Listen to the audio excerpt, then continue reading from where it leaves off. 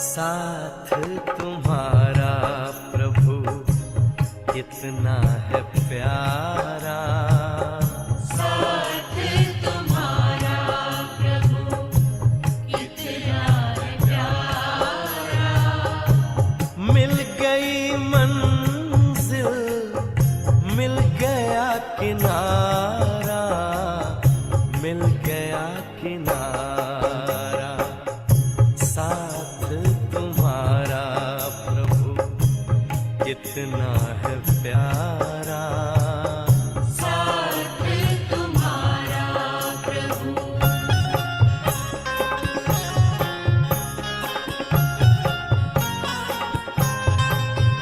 मागा मबगा मागा रे सारे मापा मगर रे निसा।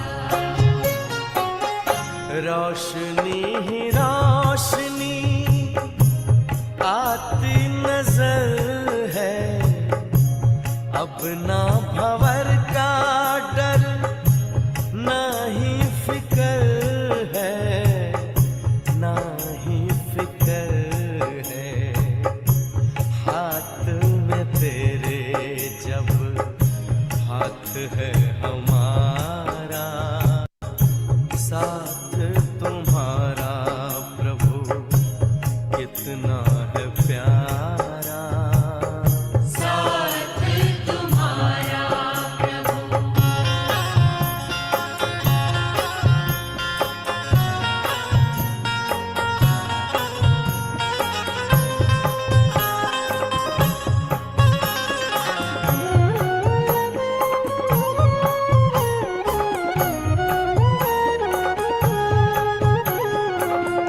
किसको खबर है कौन साथ है हमारे, जिसकी नजर से चलते चांद और तारे, चांद और तारे। कितनी ही बार तुमने पार उतारा। साथ तुम्हारा प्रभु कितना है प्यारा। साथ तुम्हारा प्रभु।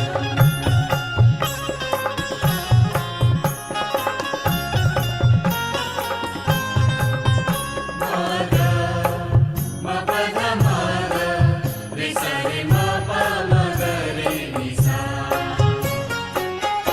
अपना गगन अब तो अपनी जमीन है, तू मिल गया तो फिर हमें क्या कमी है, हमें क्या कमी है। कितना हसीन लगता हर एक नजारा। साथ तुम्हारा प्रभु कितना है प्यारा। साथ तुम्हारा प्रभु कितना है प्यारा। मिल गई मंजिल, मिल गया किनारा, मिल गया किनारा। साथ तुम्हारा प्रभु कितना है प्यारा।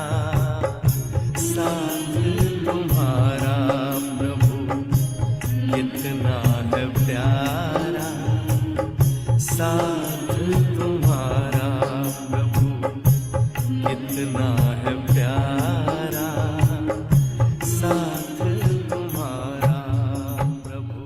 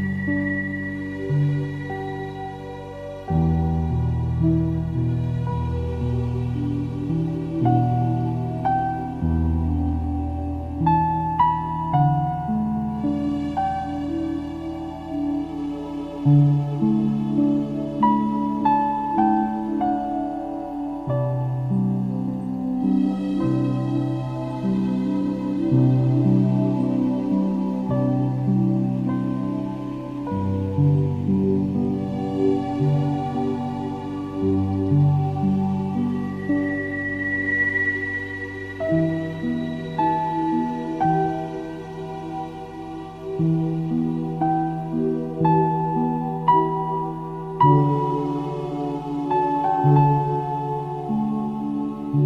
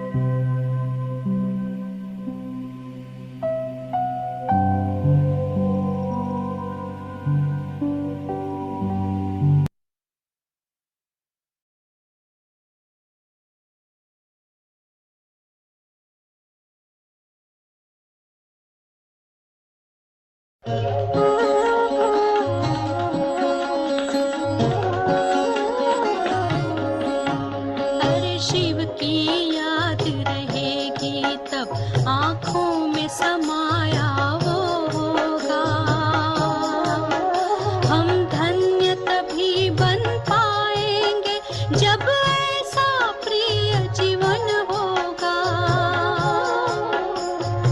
यहाँ हमारा तन होगा, वहाँ हमारा मन होगा।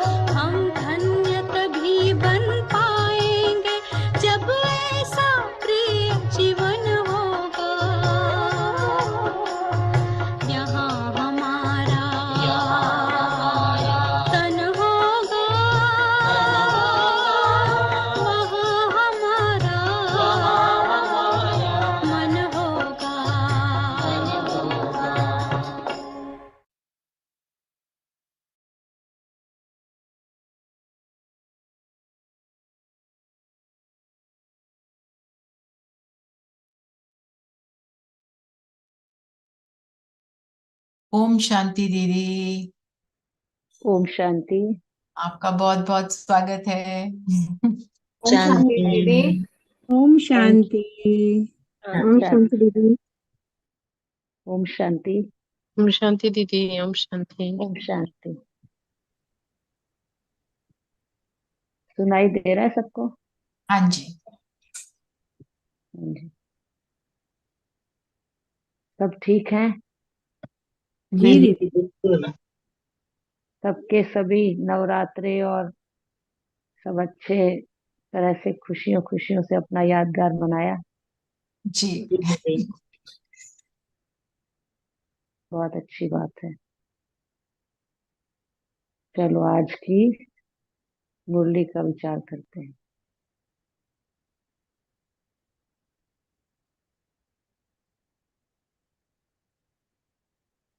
सुनाए, किसको सुनाना है? ये मुरली पढ़ते हैं। ये है 24 जनवरी 1970 की मुरली है। हम्म। बाबा ने कहा, सहज बनाने का मुख्य साधन है समर्पण करना। बाप को जो चाहिए वो करावे। जैसे मशीन होती है, उन द्वारा सारा कारखाना चलता है। मशीन का काम है कारखाने को चलाना। वैसे हम निमित्त हैं, चलाने वाला जैसे चलावे, हमको चलना है। ऐसा समझने से मुश्किलात फील नहीं होगी। यह स्थिति दिन प्रतिदिन परिपक्व करनी है। इस मुख्य बात पर अटेंशन रखना है। जितना स्वयं को समर्पण करते हैं बाप के आगे, उतना ही बाप भी उन बच्चों के आगे समर्पण होते हैं। अर्थात जो बाप का खजाना है वह स्वतः ही उनका बन जाता है। तो जो गुण अपने में होता है वह किसको देना मुश्किल क्यों? समर्पण करना और कराना, यही ब्राह्मणों का धंधा है।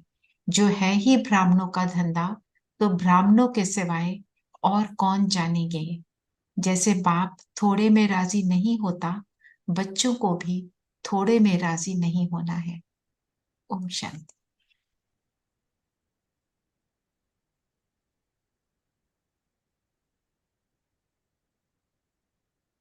ओम शांति। तो ये जो आपने सुना है संपूर्ण समर्पण पे, ये है पावर टू कोऑपरेट है, हाँ यही है जी। ना? हाँ जी। Power to cooperate. तो इसमें संपूर्ण समर्पण का, जब हम संपूर्ण समर्पित हो जाते हैं, अर्थात मेरा कुछ भी नहीं, सब कुछ तेरा, क्या लागे मेरा। तो बाबा ने कहा मैं और मेरा को तेरे में समर्पित करो। तो कैसे समर्पित करो? जैसे मशीन कारखाने को चला रही है। तो एक है मशीन और कारखाने को चलाने वाली, और एक है मशीन को ऑपरेट करने वाला। तो सारा कारोबार जो है उनको चलाने के निमित्त तो बाबा अपने बच्चों को इंस्ट्रूमेंट के रूप में आगे रखता है, लेकिन कराने वाला कौन है, उसको चलाने वाला कौन है, उसको ऑपरेट करने वाला कौन है? जैसे बाबा कहता है कि मैं बाबा के हाथ की कठपुतली हूं, ये समझ के रहो। और जितना, जैसे जैसे वो मालिक कठपुतली को चलाने वाला उसको चलाता है, डांस जैसे कराता है, उसके उसके उंगली के इशारे पर वो चलती है, नाचती है। ऐसे बाबा हमको अपना इंस्ट्रूमेंट बना के सारा कारोबार करा रहा है। लेकिन अब बात यह है कि हम स्वयं को वो इंस्ट्रूमेंट समझ के चलते हैं अगर, तो इसका मतलब हमने अपने आप को बाबा के ऊपर समर्पित किया है। लेकिन अगर उसमें मैंपन आ जाता है कि मैं चलाता हूँ, मैं करता हूँ, तो इसका मतलब मैंने अपने आप को बाबा के ऊपर समर्पित नहीं किया है। तो जहाँ संपूर्ण समर्पित भाव से हम कोई भी कार्य करते हैं, तो बाबा ने कहा वो फिर उसमें सफलता मिलती है। समर्पित भी हमने किसको किया है? कोई साधारण मनुष्य के आगे समर्पण नहीं किया है, हमने सर्वशक्तिवान ऑलमाइटी अथॉरिटी, जो इस संसार की सर्वश्रेष्ठ शक्ति है, उसके आगे अपने आप को समर्पित किया है।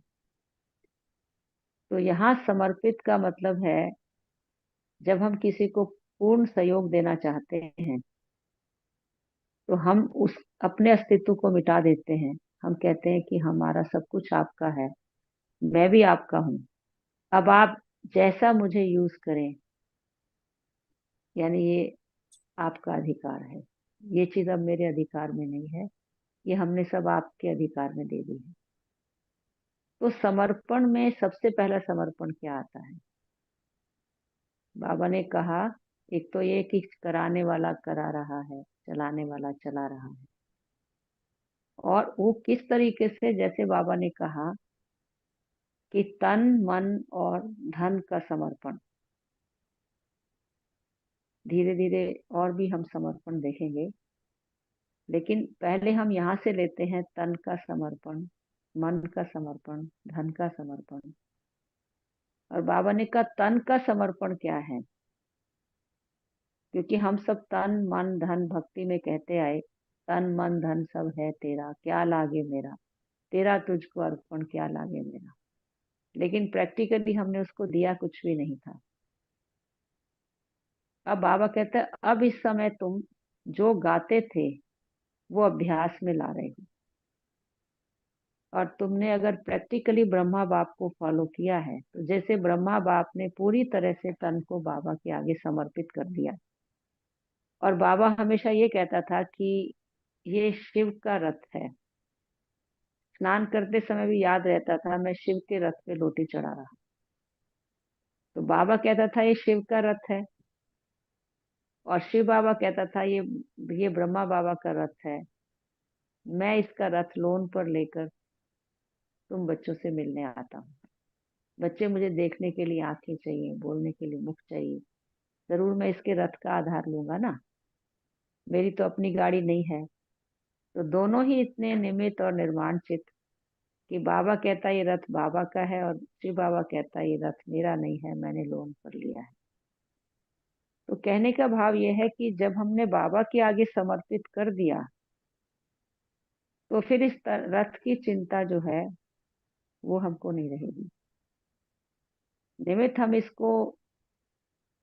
इसकी देखभाल जरूर करेंगे, इसका इस्तेमाल करेंगे, क्योंकि जब आपने बाबा को दिया तो बाबा ने बदले में आपको फिर ये वापस किया कि बच्चे अब इस रथ को ट्रस्टी होकर संभालो, मोहवश नहीं, ट्रस्टी होकर संभालो। तो जैसे सरकार की गाड़ी मिलती है तो उससे केवल सरकार का ही कार्य दिया जाता है, अगर ऑनेस्टी है तो उससे कोई अपना पर्सनल काम नहीं देता। तो ये जो गाड़ी है ये ऑलमाइटी गवर्नमेंट की गाड़ी है, ये केवल उसके कार्य के लिए इस्तेमाल होगी, दूसरे कार्य के लिए नहीं। इतना ज्यादा हमारे अंदर अगर समर्पित भाव है तो भावनाएं बदल जाएंगी।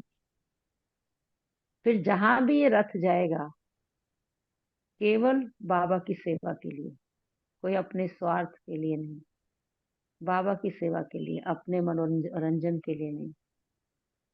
इस रथ के द्वारा बाबा जैसी सेवा करवाए। अगर इस रथ को कहीं कोई मुश्किल आ गई, कोई यानी इसकी सर्विस करवानी है इस गाड़ी की, तो ठीक है सर्विस सेंटर में दे देंगे और सर्विस सेंटर से ठीक होके आ जाएगी। देखभाल तो जरूरी है, उसको ऑयलिंग भी जरूरी है, ग्रीसिंग भी उसकी जरूरी है, उसको पेट्रोल देना भी जरूरी है। लेकिन ये समझ के कि ये बाबा की गाड़ी है, इसका ध्यान रखना है, क्योंकि इस गाड़ी से सेवा लेनी है। बाकी इसके अलावा इससे कोई भी अटैचमेंट ना हो, पर्सनल स्वार्थ से हमको इसका इस्तेमाल नहीं करते हैं। तो जब आपने पूरी तरह से तन बाबा के आगे अर्पित कर दिया तो ये आपका बहुत बड़ा सहयोग है। फिर बाबा जैसे चाहे इस रथ को चलाए। कई बार कुछ तकलीफ हो जाती है, हम कहते श्री बाबा मैं ऑपरेशन के लिए जा रही हूँ, बाबा आप मुझे ठीक कर देना। बाबा मैं ना भोग लगाऊंगी आपको। बाबा कहता ये रथ आपका है ही नहीं। बाबा को याद करो, योग युक्त होके जाओ, फिर बाबा को जैसे कार्य कराना होगा, जिस स्थिति में जैसे शरीर से वो करवाएगा। बिल्कुल न्यारा होकर के, प्रभाव से मुक्त होकर के हम इस शरीर की देखभाल करें और केवल जहां जाए बाबा की सेवा जाए।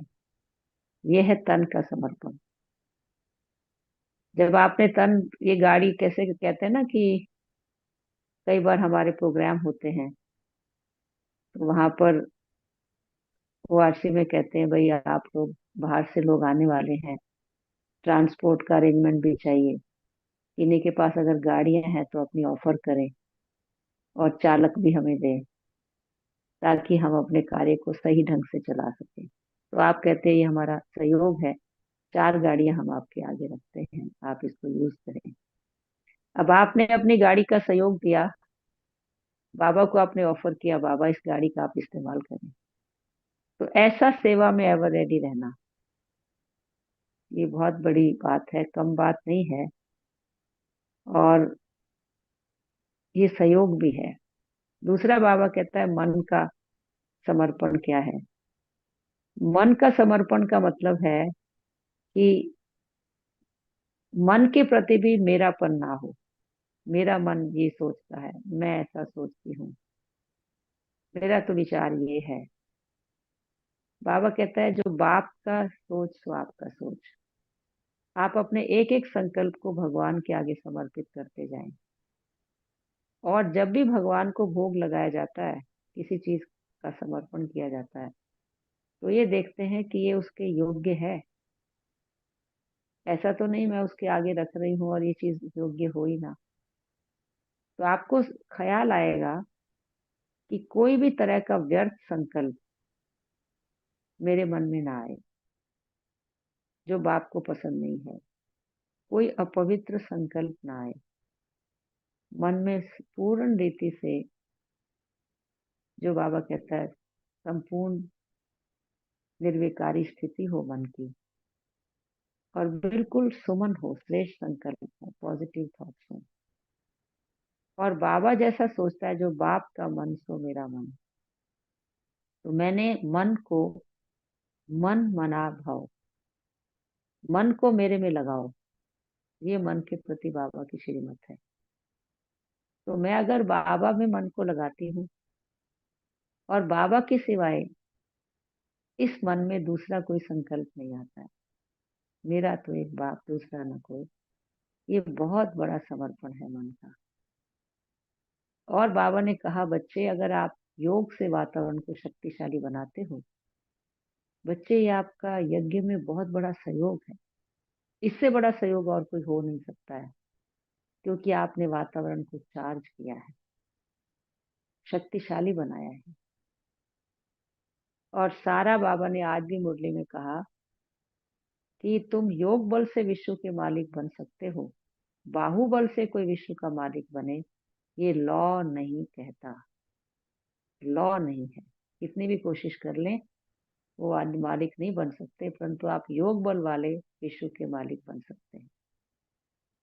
तो इसका मतलब ये है कि अगर हमने मन को मनमना भाव की स्थिति में रखा, एक बाबा दूसरा न कोई, ये हमारा यज्ञ के लिए बहुत बड़ा सहयोग है।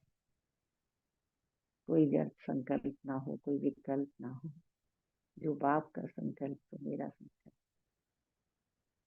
और तीसरा है धन का समर्पण। अब धन में भी आप देखें तो 2 प्रकार का धन है। एक तो स्थूल धन है,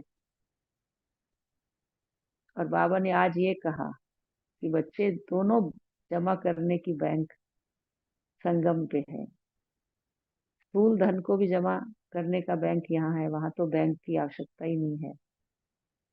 और बाबा ने कहा जो श्रेष्ठ कर्मों की पूंजी जमा करने का बैंक, वो भी इस यहाँ पर है। पर जब भी बैंक में जमा करते हैं, किस लिए करते हैं? सेफ्टी के लिए, सेफ्टी के लिए करते हैं, और साथ में ब्याज के लिए करते हैं बाबा ने। और ये भी देखते हैं कि वह कहाँ से ब्याज आपको ज्यादा मिलेगा। किसी बैंक में 7.25 का परसेंट का ब्याज है, किसी में 8% है, किसी में 9% है, प्राइवेट वालों का और ज्यादा हो सकता है। तो लोग इन्वेस्ट वहां वहां करते हैं, वहां जमा रखते हैं जहां से उन्हें लगता है कि ज्यादा ब्याज मिलेगा। तो बाबा ने कहा कितना भी कोई ज्यादा कंपनी ब्याज दे, लेकिन भगवान के घर का जो ब्याज है वो एक का पदम गुना है। और फिर बाबा ने बड़ा सरल शब्दों में कहा कि बाबा के घर में सब कुछ लेकर नहीं आना है, आपको अपने पास रखना है, लेकिन बुद्धि से समझना है ये मेरा नहीं है, मैंने बाबा को दे दिया है। फिर बाबा आपको वापस लौटाता है, अब ट्रस्टी होकर इसको यूज करो। तो आप ये सोचेंगे कि मैं इस धन का ट्रस्टी हूँ। और बाबा ने ये भी आज बड़ी अच्छी बात कही कि जब कभी ऐसी आपदा आती है तो युद्ध शुरू होती है या आपदा आती है, तो छोटे राजाएं बड़े राजाओं के पास अपनी मलकियत रख देते हैं, और जब वो वातावरण ठीक हो जाता है, शांत हो जाता है, तो बड़े राजा फिर उनको वापस लौटा देते हैं। तो बाबा ने कहा यहाँ विनाश के समय में जब हालत दुनिया की खराब होने वाली है, उससे पहले अगर हम बाबा के पास रख देते हैं और बाबा फिर रिटर्न में 21 जन्मों के लिए हमें वापस लौटा देंगे, और इंटरेस्ट भी है एक का पदम गुणा। तो बच्चे, बाबा गरीब निवास है। मन से अगर उन्होंने अपने आप को समर्पित कर दिया, यानी कि धन बाबा का नहीं, सब कुछ मेरा नहीं बाबा का है, तो बाबा ने कहा उन्हें पूरी तरह से सुरक्षित चीज मिलेगी। पर इसके लिए बाबा ने कहा दिल बड़ी सच्ची और साफ चाहिए। जिसकी चीज होती है उससे वेरीफाई कराए बिना आप अपनी इच्छा से इस्तेमाल नहीं कर सकते। कहने का मतलब ये है कि अभी तक हम धन अपनी इच्छा से किसी गलत कार्य में भी लगा सकते थे, लेकिन अब बाबा का बनने के बाद ये धन केवल ईश्वरीय सेवा से इस्तेमाल होगा, अर्थात इसके द्वारा ऐसा कोई कार्य नहीं होगा जिससे अपना या दूसरे का कल्याण ना हो। बेशक वो धन आपके पास बाबा ने रखा है, क्योंकि अपनी जीवन तो बहुत सिंपल है, बाकी तो सब है ही ईश्वरीय सेवा के लिए। और बाबा ने कहा ये तो स्थूल धन की बात है, एक है ईश्वरीय धन, उसका भी समर्पण बहुत बड़ा समर्पण है। ईश्वरीय धन क्या है? जो बाबा ने हमें सुख, शांति, आनंद, पवित्रता, प्रेम, ये खजाने हैं, ये हमारा जन्म सिद्ध अधिकार है। और ये भगवान से जो हमें जन्म सिद्ध अधिकार प्राप्त हुआ है, सुख, शांति, आनंद, पवित्रता, प्रेम, और यानी कि ज्ञान धन, बाबा ने कहा ये जो खजाने हैं इसका भी समर्पण, मतलब मुझे जो सुख शांति मिली है मैंने इसको भी बाबा के आगे समर्पित किया। अर्थात अपना सुख चैन त्याग करके भी सुख शांति का मतलब ये है कि मैं अपने भी सुख के साधन त्याग करके मैं दूसरी आत्माओं को सुख शांति दूं।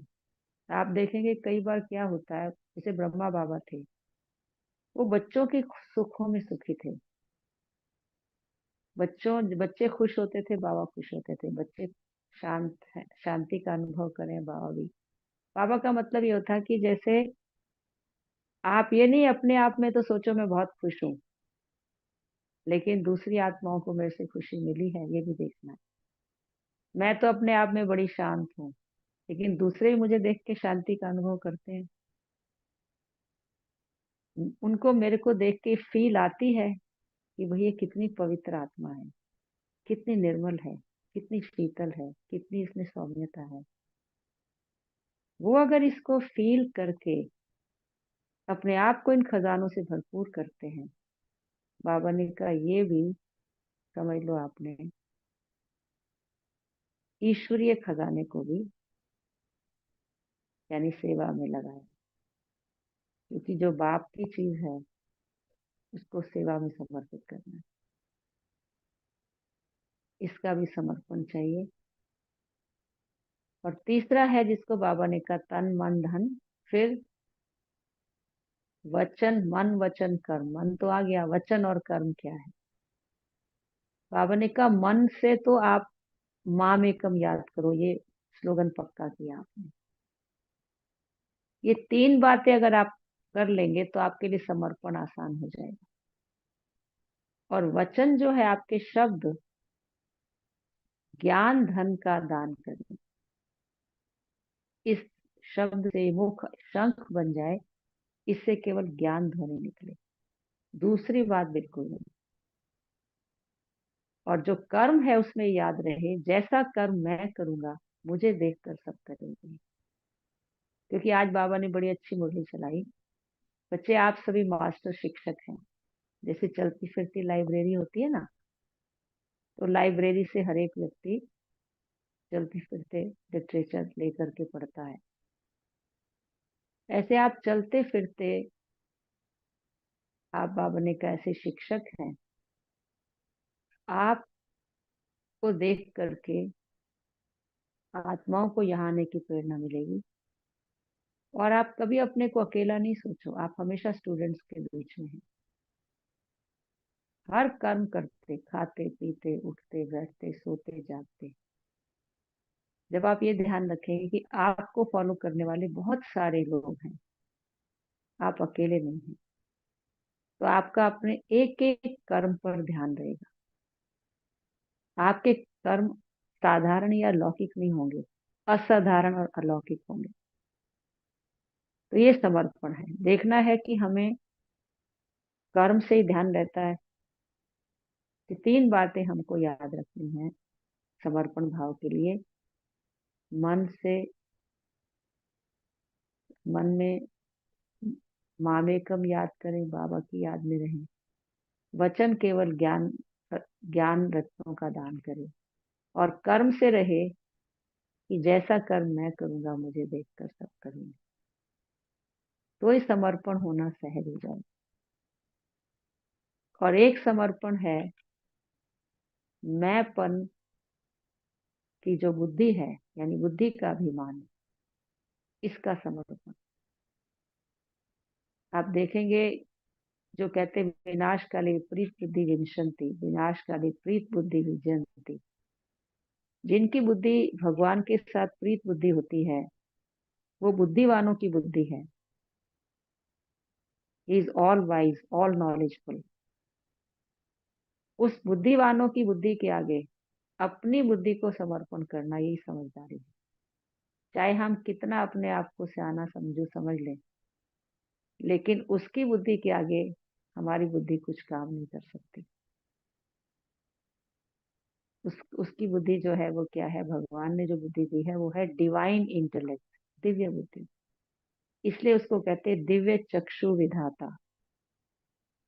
तो कई बार जब मैं और मेरापन आता है या मैंपन का अभिमान आता है, काम तो हम करते हैं, सेवा भी हम करते हैं, लेकिन सेवा हर एक की अलग अलग प्रकार की है। कईयों के मन में भावना होती है, जो बाबा कहते हैं दिल से सेवा करते हैं आप लोग।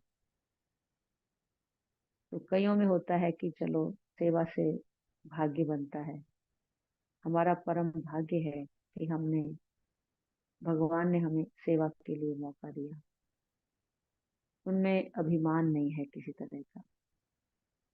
शुक्रिया बाबा, आपने हमें श्रेष्ठ कर्मों की प्रेरणा दी, आपने मेरी सेवा को स्वीकार किया, आपने मुझे चांस दिया, आपने मुझे अपना साथी बनाकर मेरा गौरव बढ़ाया। बाबा आपने मुझे सम्मान दिया। एक तो ये है। और एक सेवा कई करते हैं तो सेवा इसलिए करते हैं कि मेरा नाम हो, मेरा मान हो और मुझे लोग पहचाने, मुझे इस परिवार में ख्याति मिले। ये जो मैंपन है, मैंपन वाली बुद्धि, अभी आप सबने संडे की मुरली सुनी होगी। बाबा ने कहा मैं योग्य हूँ ना योग्य, इसमें क्या है? तो मुझे सेल्वेशन तो चाहिए ना। और सेवा करते तो बुद्धि चलाते हैं, फिर बुद्धि चलाएंगे तो थक जाते हैं,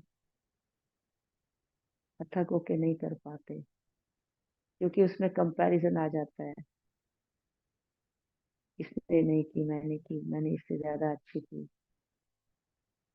लेकिन जहां पर मैंपन खत्म हो जाएगा, सेवा में मेरा भाग्य बनता है, सेवा का मुझे मौका मिला, मैंने सेवा नहीं की, मैंने मेवा खाया। तो जहां ये बुद्धि का अभिमान नहीं होगा, वहां पर आप कोई भी कार्य में आपको सफलता खुशी का अनुभव होगा, प्रसन्न होंगे, आप खुद भी संतुष्ट होंगे, सेवा का प्रत्यक्ष फल खुशी। तो ये बाबा ने कहा, ये मैंपन का समर्पण करना है बच्चे, बुद्धि के अभिमान का समर्पण। ऐसी बुद्धि चाहिए, डिवाइन इंटेलेक्ट, तभी आप सहयोगी बन पाएंगे। नहीं तो सहयोगी क्या, बाबा कहता है फिर तो आप यानी कि सेवा की जगह डिससर्विस करेंगे आप, सहयोग की जगह विरोधी पक्ष में खड़े हो जाएंगे। तो बुद्धि का अभिमान जरूरी समर्पित करना है। और एक समर्पण है जिसको कहते हैं समय का समर्पण या श्वास। मेरा एक एक श्वास, श्वासों श्वास बाबा की याद, समय बाबा की सेवा में सफल हो। तो हम ये देखें कि अगर हमने अपने आप को समर्पण किया है, तो जिसके आगे व्यक्ति अपने को समर्पित कर देता है, हर धड़कन और हर सांस में उसी की याद बनी रहती है, उसके सिवा उसको दूसरा कोई दिखाई नहीं देता। तो पहले हम लोग क्या करते थे, लौकिक वाले जो भी, खासकर हमारी माताएं जो ऑफिस नहीं जाती हैं, घर में हैं, ऑफिस भी जाते हैं जिनकी आदत है, तो थोड़ा काम करेंगे फिर गॉसिप करेंगे, फिर थोड़ा काम करेंगे फिर गॉसिप करेंगे। अब तो हमारे पास कोई समय नहीं है गॉसिप का, काम भी है तो काम करते भी बाबा की याद है, ऑफिस में बैठे हैं तो भी बाबा की याद है कि मैं कमल आसन पे बैठी हूँ, और यानी कि श्रेष्ठ स्थिति के आसन पे बैठ के आप ये सोच कर, ये भगवान का मैं रिप्रेजेंटेटिव हूँ। तो आप ये नहीं सोचे इसमें कोई नेपोटिज्म फेवरेटिज्म नहीं है मेरे अंदर, लेकिन निष्पक्ष भाव से मुझे सब काम करने हैं, ये सब मेरे अपने भाई हैं।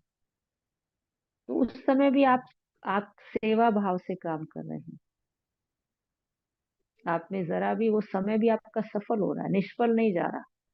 आप गाड़ी में बैठे हैं, किसी को रिसीव करने जा रहे हैं, ट्रैफिक सिग्नल पे खड़े हैं, आप ये नहीं सोच सकते मेरा टाइम वेस्ट हो गया, वेस्ट नहीं हुआ, आप वहां बैठ के भी अपनी कमाई कर रहे हैं बाबा की याद में। मन शांत है, शीतल है, सुखदाई है, हल्का है, निश्चिंत है, बेफिक्र बादशाह है। क्यों? क्योंकि पूरी तरह से आप समर्पित हैं, ऐसे समर्पित हैं कि आपका ये तन दिखाई नहीं दे रहा, एक लाइट का आकार, एंजलिक फॉर्म, और इस एंजल से आने वाली आत्माएं बाप समान संपूर्णता का साक्षात्कार कर रही है। एक आंख में आपके संपूर्ण स्वरूप और दूसरी आंख में भविष्य स्वरूप का साक्षात्कार हो रहा है। ऐसा फील होगा जब आपने अपने आप को श्वासों श्वास समर्पित कर लिया। बाबा ने कहा, इसको कहते हैं अजपा जाप, अजपा जाप, कांस्टेंट रिमेम्बरेंस, कांस्टेंट रिमेम्बरेंस, कोई बीच में ब्रेक नहीं है, गैप नहीं है जिसमें माया को हमला करने का मौका मिले। ठीक है, बाबा ने कहा जब ऐसे अजपा जाप हो जाएगा, तो आपका एक एक श्वास, एक एक धड़कन एक एक सेकंड आपका समय अवश्य सफल होगा। ये समर्पण है, समय का समर्पण, स्वभाव संस्कार का समर्पण। अब आप देखिए, कई बार हम लोगों के अंदर स्वभाव संस्कार भी हमें बड़ा परेशान करते हैं। हम सभी बाबा के घर में आए हैं, हम सबका इंटेंशन बहुत अच्छा है, बहुत अच्छा इंटेंशन है कि हम पूरी तरह से बाबा की सेवा करें। लेकिन यहाँ आने के बाद हमारे पुराने स्वभाव संस्कार विघन डालते हैं। तो बाबा ने कहा, बच्चे तुम मरजीवा बन गए ना, मर करके यहाँ आए हो ना। तो जैसे मरने के बाद जब व्यक्ति नए घर में जाता है तो नए मित्र संबंधी मिलते हैं, नया वातावरण मिलता है, नए माता पिता मिलते हैं, तो पुरानी बातें तो सारी भूल जाती हैं। तो बच्चे, आपको भी नया जन्म हुआ है तो पुराना स्वभाव संस्कार सब भूल जाना चाहिए। अब जहां तुम आए हो उसका क्या स्वभाव है, संस्कार है। तो बाबा कई बार ये कहते थे, अभी मुरली में कहते हैं, बच्चे अगर तुम्हें ये आता है मेरा स्वभाव, तो ये मेरा नहीं है, रावण का स्वभाव है। मेरा आता है तो आप अपना आदि अनादि संस्कार याद करें। मेरे अनादि संस्कार हैं peaceful, loveful, blissful, powerful, merciful and pure. These are my real sanskar. और फिर अगर आदि देखें तो मैं सर्वगुणों में संपन्न, 16 कला संपूर्ण, संपूर्ण निर्विकारी। ये मेरे आदि संस्कार। तो अपने उन संस्कारों को याद करो। तो जब आप अपने आप को समर्पित कर देंगे तो जो बाप के संस्कार सो मेरे संस्कार, जो बाप का स्वभाव सो मेरा स्वभाव, ये है समर्पण। अपना कोई भी विकारी स्वभाव संस्कार उसमें हस्तक्षेप ना करे। संबंध का भी ऐसे समर्पण करना है। संबंध का समर्पण क्या है? संबंध में क्या होता है कि जैसे ब्रह्मा बाबा ने कहा, बाबा ये तन मन धन ये संबंध ये सब आपका है, मैं भी आपका हूँ। विनाशी संबंध बाबा ने पूरी तरह से सेवा में लगा दिए। ये तो अलग बात है कि बाद में बच्चे चल पाए तो चले, नहीं चल पाए तो यज्ञ को छोड़ के भी चले गए। लेकिन बाबा ने उस संबंधों को लौकिक को अलौकिक बनाया। लौकिक संबंध का कोई उसमें स्थान नहीं था। हर एक के मस्तक में चमकती मणि देखना, हर एक को आत्मा समझ के देखने का अभ्यास करना, लिख लिख कर अभ्यास करना। और उसका प्रूफ ये था कि उनको भी बाबा से, बाबा के संपूर्ण स्वरूप का साक्षात्कार होता था। वो लौकिक देह के भान से बाबा को नहीं देखते थे। तो पूरी तरह से हमने संबंधों का भी समर्पण किया, लौकिक को अलौकिक में चेंज किया। तो बाबा ने कहा, ये सारे समर्पण आप देखो, अगर इस तरह से आप अपने आप को समर्पित कर देंगे तो जो अर्पण करता है वही दर्पण बन जाता है। फिर उस दर्पण के आगे जो भी व्यक्ति आएगा उसको अपना दाग अपने आप दिखाई देगा। आपने देखा होगा कि हमारी मूर्तियों के आगे जाके भक्त लोग अपने आप कहते हैं, आप सर्वगुण संपन्न, आप 16 कला संपूर्ण। और अपने लिए क्या कहेंगे? मैं मूर्ख हल कामी, मैं नीच पापी कपटी। क्यों कहते हैं ऐसा? अगर आप कोई आम आदमी उन्हें ये कहे कि आप नीच पापी हो तो वो आपकी पीढ़ियां गिन देगा कि आप रहे होंगे, आपके दादा रहे होंगे, मुझे आप ऐसा क्यों कह रही हैं। लेकिन मूर्तियों के आगे वो स्वयं नतमस्तक होते हैं, क्योंकि वो दर्पण है उनके आगे। और उन्हें अपने दाग उनके सामने जाते ही सब स्पष्ट दिखाई देते हैं और वो उनके महानता के आगे नतमस्तक होते हैं और अपने को धन्य धन्य महसूस करते हैं दर्शन करके। तो ऐसे अगर हम अर्पण होते जाते हैं तो आप देखेंगे ऐसे दर्पण बन जाएंगे। आपके सामने जो भी आएगा उनको अपने स्वरूप का अपने आप साक्षात्कार होगा कि मेरी कमी क्या है, मैं उसे ठीक करूं। आपको ज्यादा कहने की आवश्यकता नहीं पड़ेगी। तो बाबा हमेशा कहता है अब ऐसा समय आया है बच्चे, जो तुम्हें मुख से ज्ञान सुना के टाइम नहीं लगाना है, लेकिन आपकी दृष्टि पाते उसे समझ में आ जाए कि आप उन्हें क्या बताना चाहते हैं। आपकी रूहानियत, बाबा आजकल बहुत अच्छी मुरली चला रहे हैं। बाबा ने कहा तुम सेवा 8 घंटे करते हो, चलो आपने टाइम 8 घंटे सेवा की, आपने 8 घंटे सिर्फ देखा, लेकिन सेवा का खाता कितने घंटे जमा हुआ वो चेक करो। इधर भागा, इधर भागा, इधर दौड़ लगाई, इधर कुछ बात की, इधर फोन से बात हुई, आपने क्या गिनती किया आपका सेवा का खाता। और सेवा का खाता जमा कैसे हुआ? जब आप में रूहानियत होगी। आप कहेंगे आपने भाषण बहुत अच्छा किया, बाबा ने कहा यह आपकी सोच से आपने अच्छा किया, लेकिन क्या आप में रूहानियत थी? तो रूहानियत से अगर मैंने कोई काम किया है, ये है समर्पण।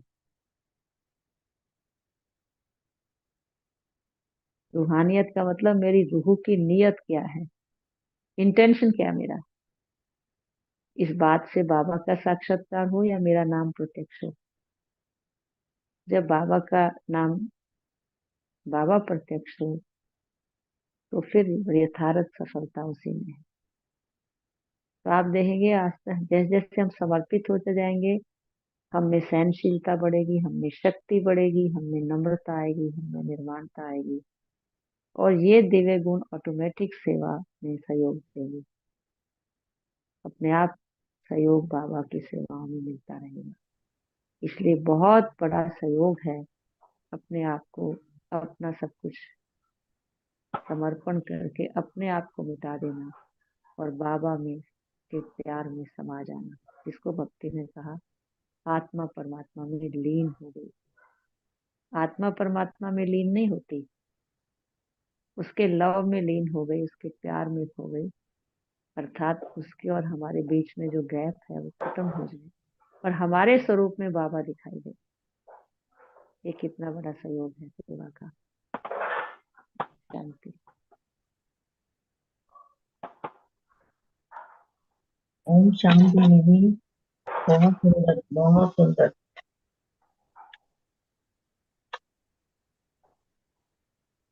कोई प्रश्न है तो आप पूछ सकते हैं।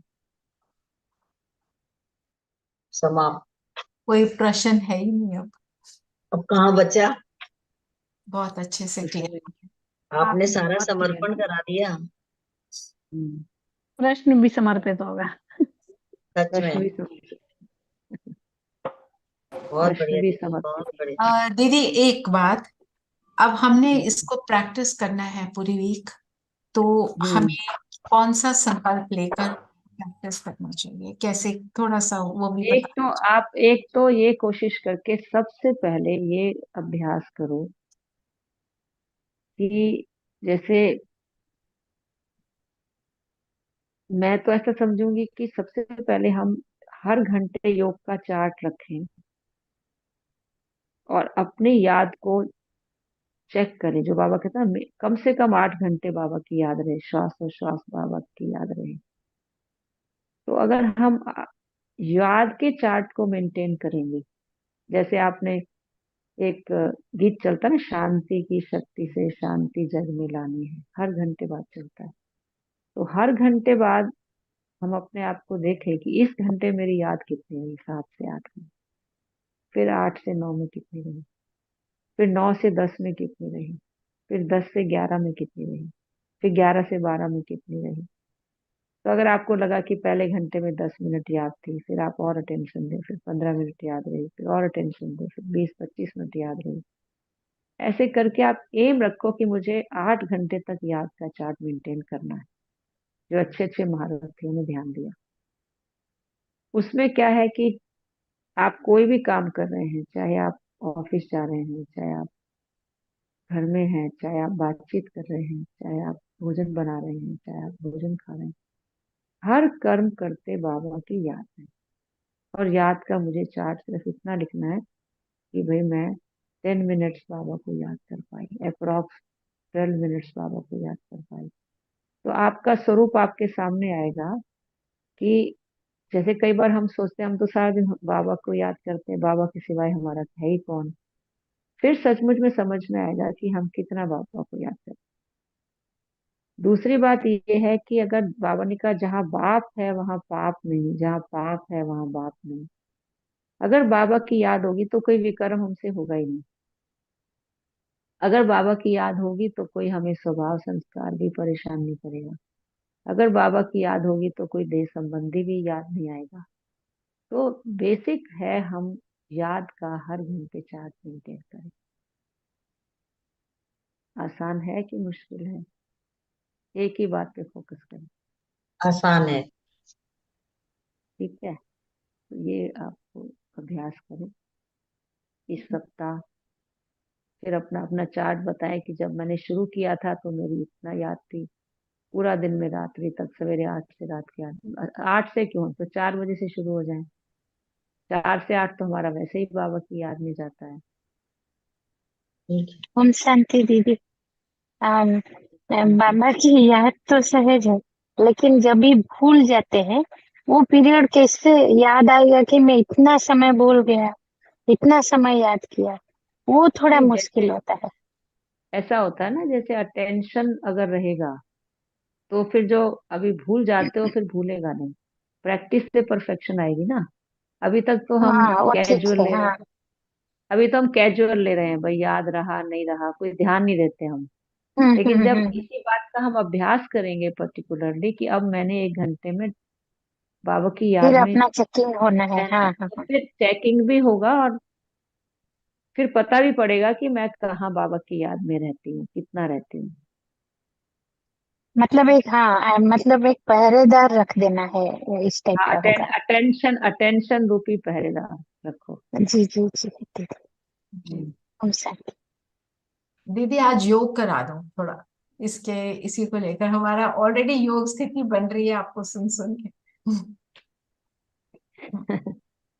जितना इधर भी आपके पास समय है दीदी उस हिसाब से।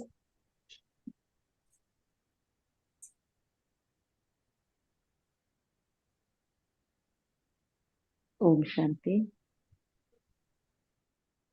थोड़ा साइलेंट वेव चला दे।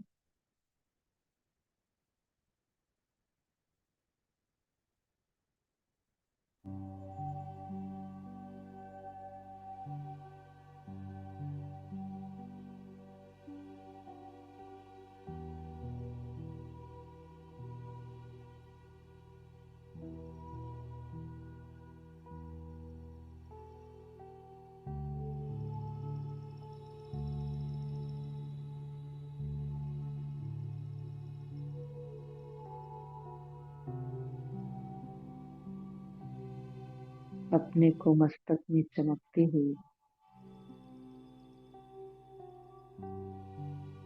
मणि के रूप में देखें।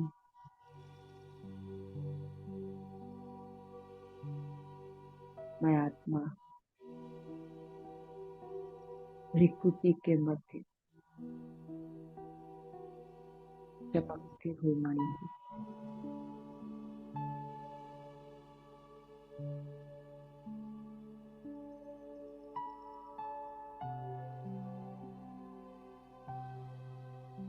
प्रकाश स्वरूप हूँ।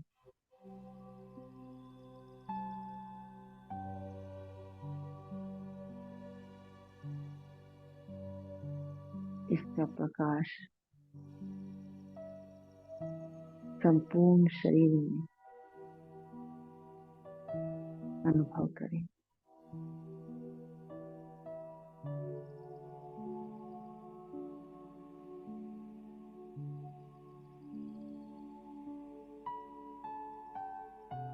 मेरी प्रत्येक कर्म इंद्रिय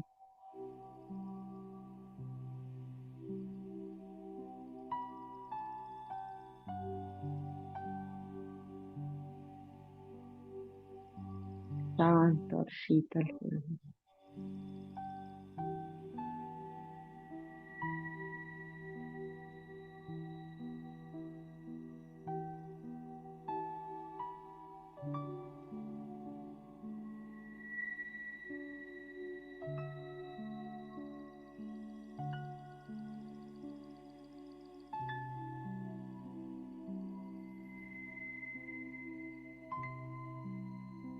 मैं तीसरे नेत्र से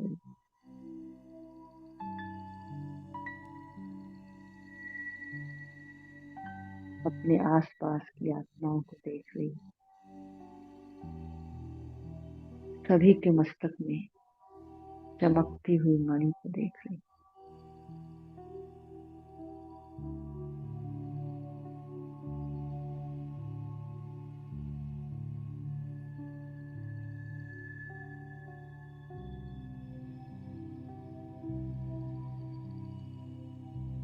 सभी आत्माएं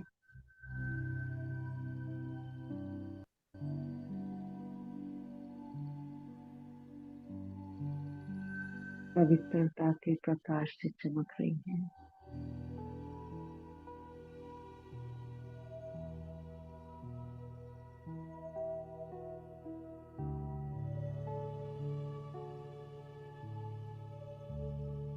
मैं आत्मा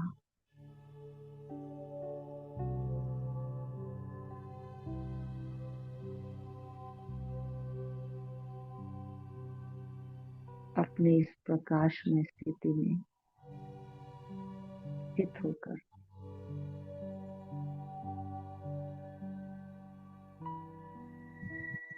दीदी आवाज बहुत कम आ रही है, सुनाई नहीं दे रहा।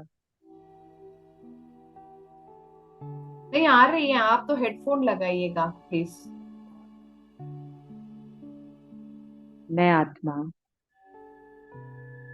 संपूर्ण प्रकाशमान हूँ।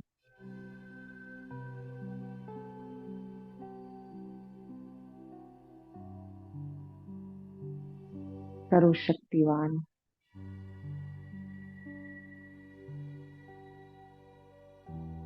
शिव पिता की संतान, जो पवित्रता और प्रेम के सागर है।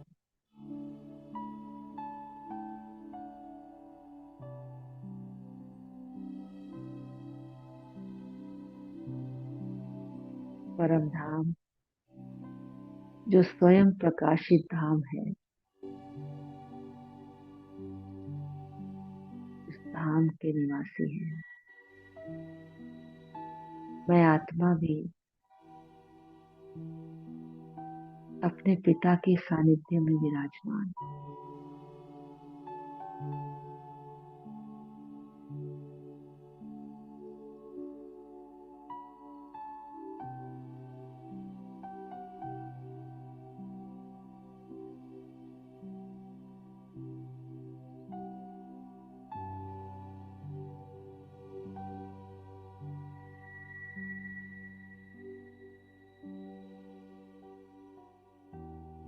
मेरे पिता प्रेम के सागर हैं।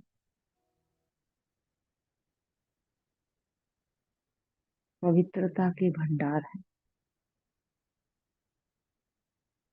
शांति के सागर हैं। उस शांति के सागर की संतान मैं आत्मा।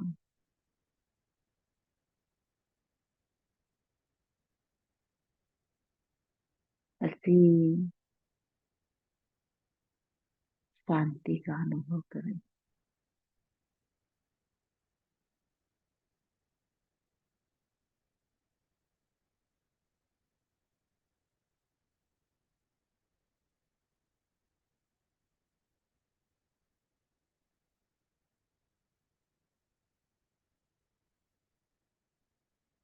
शांति की किरणें मुझ आत्मा को आनंदित कर रही है। शांति सागर की लहरों में मैं आत्मा लहरा रही हूँ।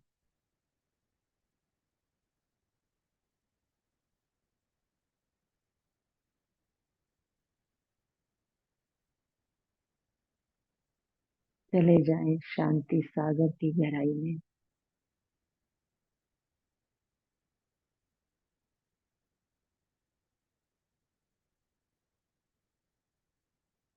उसके प्यार में डूब जाए।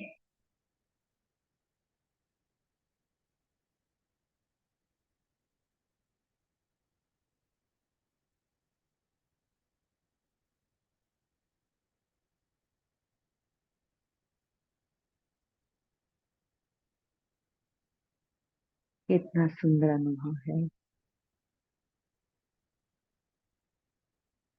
कितनी शांति और शक्ति का अनुभव हो रहा है।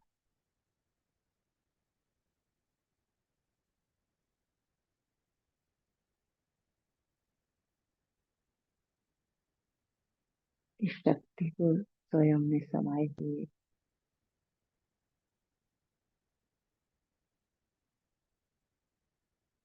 मैं आत्मा पुनः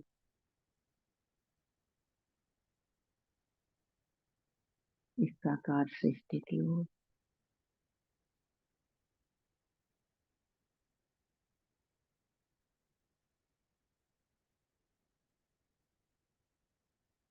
वापस देवी भीकुटी के मध्य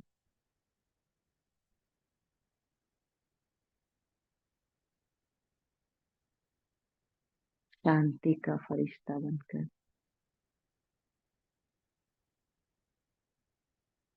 शांति की सकाश चहुओर फैला रही।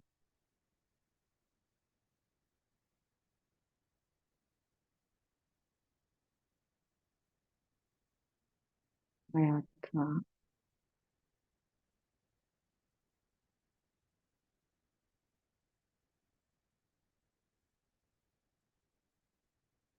श्वास श्वास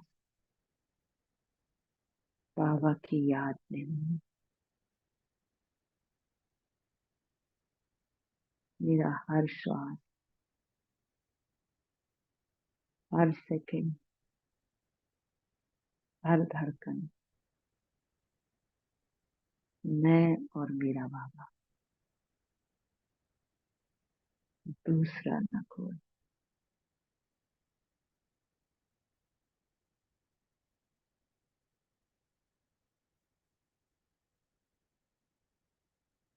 संबंध संपर्क में मैं अपनी आत्माओं को देख रही हूँ,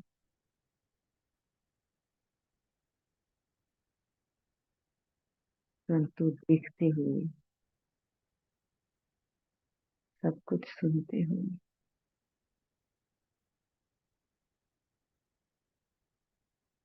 कर्म करते हुए, व्यवहार में आते हुए मुझे याद है मैं और मेरा बाप, दूसरा न कोई।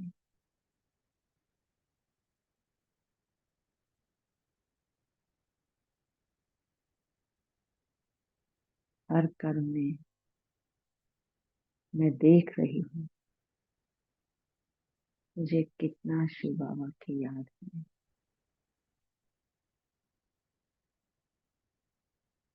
किसी भी आत्मा से बीता हुआ कोई पल जो मुझे अप्रिय लगता हो,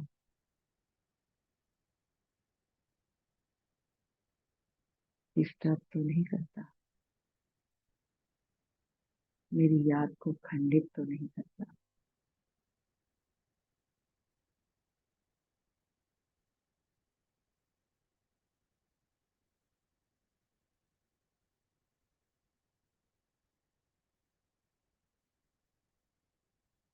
मेरा मन ही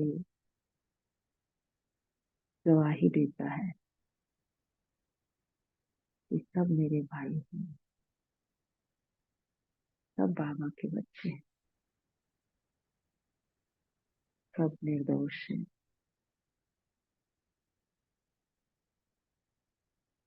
सबको मुझे अपना सहयोगी बनाकर, साथी बनाकर बाबा की याद में रहना।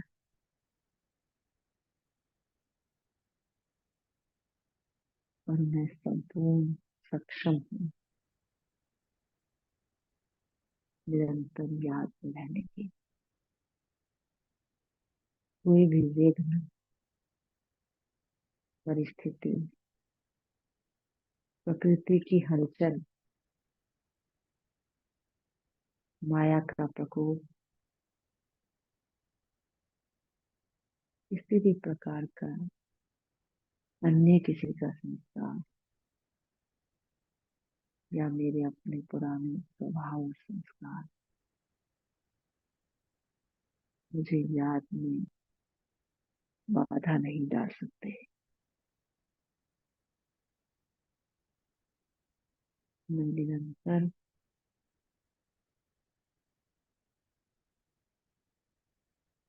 एक की याद में मग्न, एक के प्यार में डूबा हुआ, एक के रंग में रंगा हुआ फरिश्ता अपने लाइट और पवित्रता की किरणें बिखेरते हुए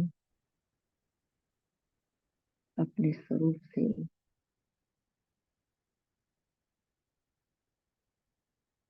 बाबा का साक्षात्कार कर।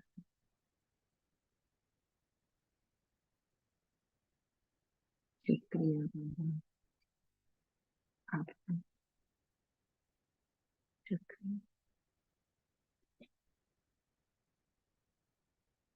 मुझे इसी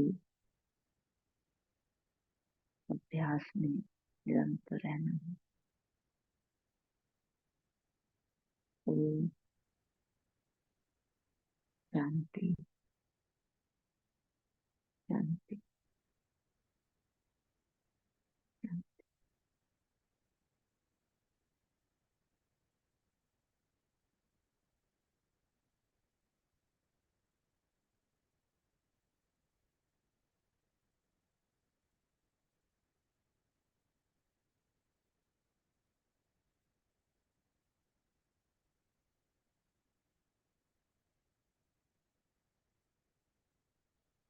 आप म्यूट है रचना बहन। ओम शांति दीदी।